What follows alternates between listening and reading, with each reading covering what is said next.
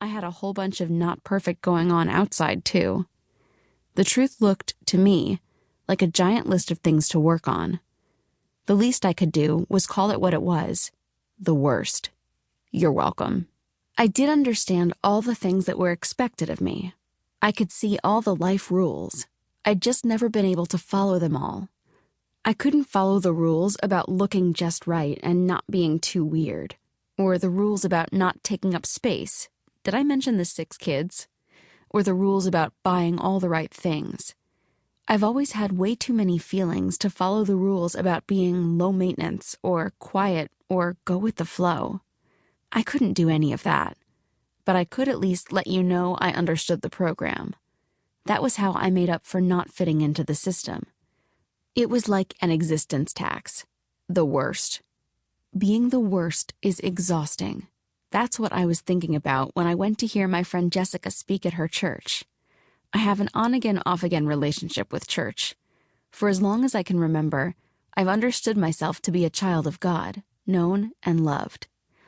I like Anne Lamott's explanation about God, that we might call God the animating energy of love we are sometimes bold enough to believe in, or something unimaginably big and not us, or goodness, or the divine mystery, or the source of all things, or, as Lamott writes, for convenience sake, we could just say God. I've always found God to be a source of comfort, but I haven't always found churches to be quite as welcoming. And if church is hard for me, as a straight, white, married, middle-class woman, I can't imagine it's a whole lot easier for anyone else. At its best, church is a beautiful thing, a community of people who gather to remind each other of who they are, to learn and grow together, and to practice being a loving presence in the world. So I kept trying. Jessica and I weren't exactly friends yet, but we'd met a couple of times. I knew her background was in social work. I knew she was going to be talking about brokenness and shame and God and connection.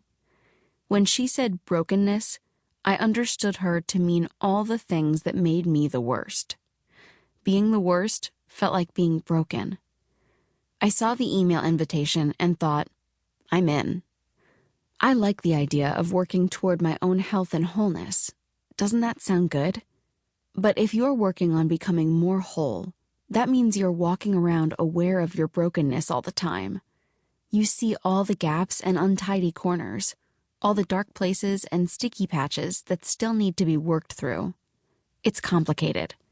If you're going to make things better, you have to be aware of what needs fixing, and I was very, very aware. What were you supposed to do if you could see the truth and you couldn't fix it? What were you supposed to do if you knew you were not perfect and therefore not okay, and therefore the worst? Maybe Jessica would explain this to me.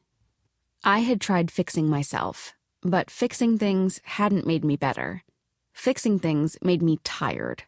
Because the truth is, you can't fix everything. Some things just are the way they are. I don't know why. No matter how many bowls I bought to hold my keys, I never remembered to actually put them there. I did keep trying, though, because the next one I bought might be magic. No matter how many times I told myself that my kids had a cold and not the swine flu, I continued to secretly worry that the world was about to end. No matter how friendly someone might seem, I always suspected that they only let me stay at the party because I brought the sliced fruit. The truth was that I was messy, and the mess didn't seem to be going anywhere. But if the truth was supposed to set me free, this was not that. I did not feel free. I felt all tied up with my dramatic feelings and my forgetfulness and my disorganization and my never-clean refrigerator shelves. How did other people hold it all together? How did other people show up everywhere on time and appropriately dressed, with all the required accessories, unruffled and not looking like they lost a battle with hair product on the way in? How did everyone else always know the answers to all the hard questions, like, how are you and what's new? How did they have clean kitchen counters and cars that did not look like a receipt explosion had taken place in the center console? This was what I could not figure out. It's like there was some special thread to sew up your life that I did not have.